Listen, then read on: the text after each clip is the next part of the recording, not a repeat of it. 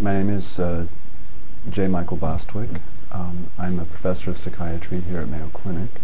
The title of the article is A Generalist's Guide to Treating Patients with Depression with an emphasis on using side effects to tailor antidepressant therapy, and it will be in the June 2010 issue of Mayo Clinic Proceedings. We know that in the U.S. at this point, more than 75% of antidepressant prescriptions are actually written by primary care physicians, which would include internists, family practitioners, and presumably subspecialists in those fields.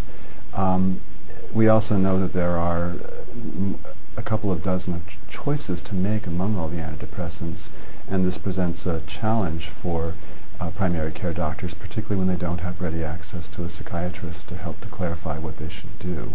That's the premise under which this article was prepared and written, in hopes of offering some guidelines for helping primary care physicians pick among a welter of options. One of the major problems with depression is a tendency to rush to treat it with medication. There are a number of different conditions where a person appears depressed, but in order to make the diagnosis, a patient has to have a number of symptoms, plus the presence of these symptoms for at least 2 weeks. One of the first option among 4 of them would be watchful waiting. If the person tells you that they've been depressed for only a few days, often in conjunction with an event in their life, then you might think about counseling them a bit and seeing them back in a week or so to see if the depressive symptoms have established themselves more firmly or gone away. A second option would be to use antidepressants when you've established the diagnosis of major depression. For mild to moderate depression, medication, the second option, or psychotherapy, the third option, have been shown to be equally effective.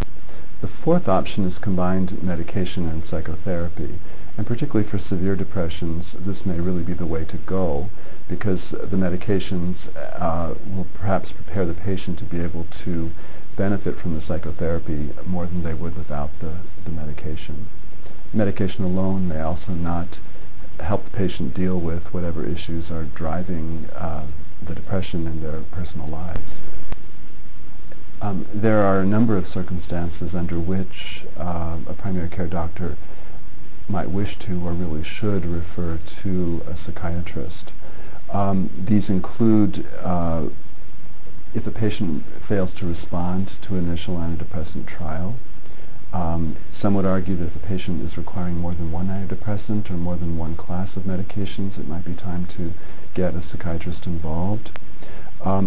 Another would be when a patient experiences only adverse effects from the medications that have been tried, or when the patient has a strong family history for psychiatric illness, particularly bipolar illness, where the depression may actually be a more complex, a manifestation of a more complex illness. If a patient tells you that nothing has ever helped, there's a good chance that nothing has ever helped, and you might want to get an opinion from a psychiatrist at that point about whether there's some other modality of treatment that might be relevant, or whether the patient perhaps has a personality disorder that's not amenable to therapy, or finally whether the depression diagnosis is actually a misdiagnosis and there's something else going on that requires an expert opinion. I think it's also helpful to think about referral if a patient has complex medical comorbidities, because then the choice of antidepressants may become more complex based on what other medications the patient is taking or what treatment they're having. For example, corticosteroids can cause all kinds of mood symptoms, and at least initially one probably wouldn't jump to antidepressants to treat those. Likewise, one of the things to keep in mind with medically ill patients is they may look depressed, but it's actually masquerading for any number of other conditions that are associated with the primary medical condition. Finally, if there are psychotic symptoms or active suicidality or evidence for mania, those are times when you really might like to get a psychiatrist involved. If you determine that you feel comfortable prescribing antidepressants, then the message of this article is to work with the side effect profiles of the medication to try to make those side effects work for you.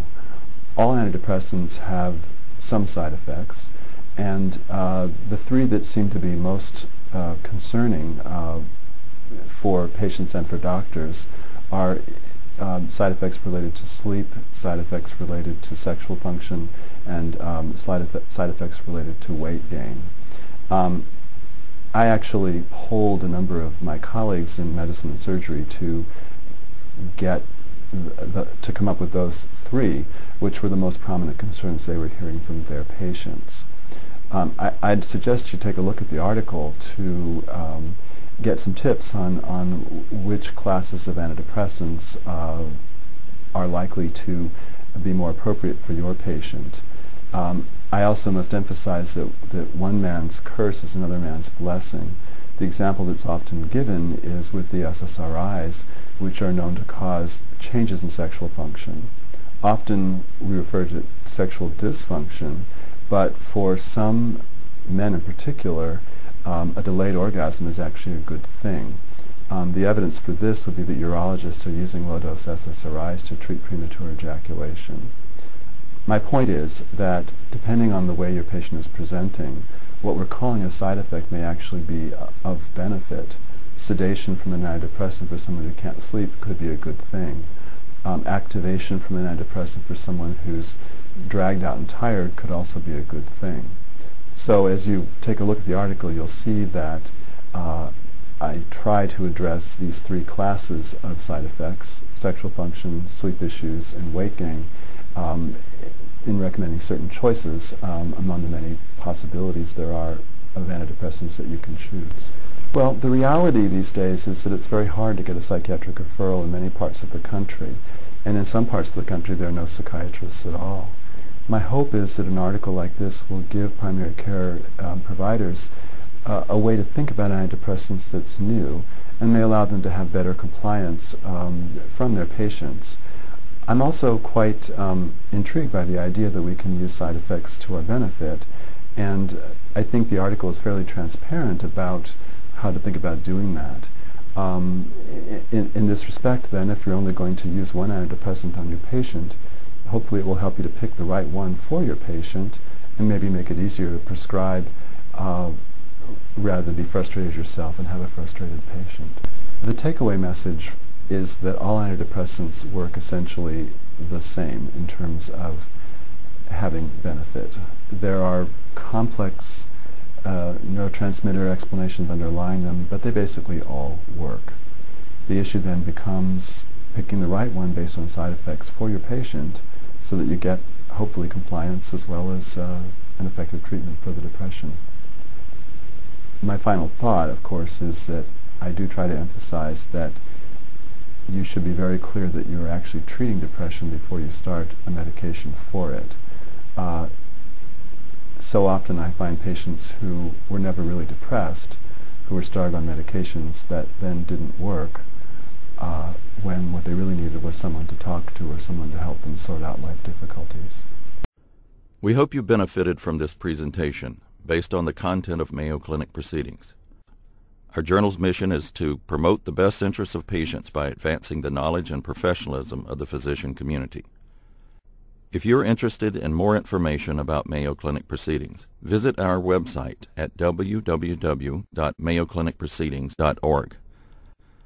There you will find additional videos on our YouTube channel, and you can follow us on Twitter. For more information on healthcare at Mayo Clinic, please visit www.mayoclinic.org. This video content is copyrighted by Mayo Foundation for Medical Education and Research.